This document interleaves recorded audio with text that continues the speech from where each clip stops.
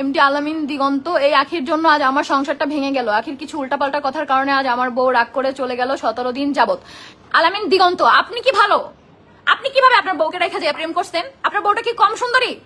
হ্যাঁ, কিভাবে রেস্টুরেন্টে এখানে আপনি যে দেখা করছেন? এখন আখির দোষ দিতেছেন, আপনার ব্যাটারি তো একটা থার্ড ক্লাস। আখি কি বলছিল আসেন আমার সাথে প্রেম করেন? আখি আমার সতীন, আখির উপরে আমার অনেক রাগ। তার জন্য এটা না যে আমি মিথ্যা কথা বলবো বা মিথ্যাকে সাপোর্ট করবো। আপনাদের মতো পুরুষরা অনেক খারাপ, বউরে ভালো লাগে না, 10 জায়গায় লাগায় বেড়াইতে আপনাদের ভালো লাগে, বুঝছেন? আলামিন দিগন্ত, ভালো হয়ে যান।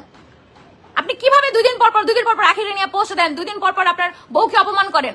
এত সুন্দরী একটা বউ, আপনার বউ যথেষ্ট সুন্দরী, আমি ভিডিওতে যতদূর দেখছি। আবার সেটা ঢাকার জন্য আবার 3 জন মিলে ভিডিও করেন প্রেম ঢাকার জন্য। এত সোজা সবকিছু? সবাই তিশা না যে মুখ বুঝে সবকিছু সহ্য করে যাবে। গেছে না এখন বউটা, এখন যান একসাথে যে সংসার করেন। আরে তিশা আপু, তোমার যে কত কষ্ট, বাপ মারে দিয়েও কষ্ট পাইছো, ফার্স্ট হাজবেন্ডকে দিয়েও, আবার হাত খারাপ জুটছে সবাই। আমার চারপাশে মানুষের কপাল কি জানো, আমাকে দিয়ে তারা সুখ করে।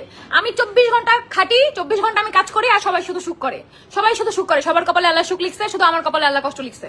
বুঝতে পারছো?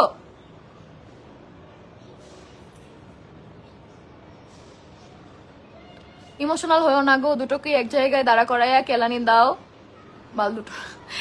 আশায় না তোমার এসব কি কমেন্ট করতেছো? কিসের কেলানি? কেলানি কেন দিব আমি? ভালো লাগবে না, আমি থাকবো না। কেলানি আমি কারকে মারার অধিকার আমার আছে? আপনি কিভাবে এখনো পর্যন্ত আছেন? আমি হয়ে শেষ হয়ে যাইতাম। আমার জীবনে যা যা ঘটছে আমার কাছে কি এটা নতুন? আখিরে তো বিয়ে করে বাসায় নিয়ে আসছে, বাচ্চাও পর্যন্ত হয়ে ফেলছে, আর এখন আবার সেই একই সাথে কথা বলছে আমি শেষ হয়ে যাবো। তখনই তো শেষ হয়ে যেতাম। আমার জীবনে আমি যা যা কষ্ট ফেস করছি, এখনো ইভেন করতেছি, এগুলো আমার কাছে কিছুই না। বাট এই নাটক আর আমি সহ্য করবো না। এই পোস্ট, কান্না পোস্ট আর হবে না। এখন আপু তুমি কি চাও? জান্নাতুল ফেরদৌস আপু, আমি চাই হয় ওরা সংসার করবে, না হলে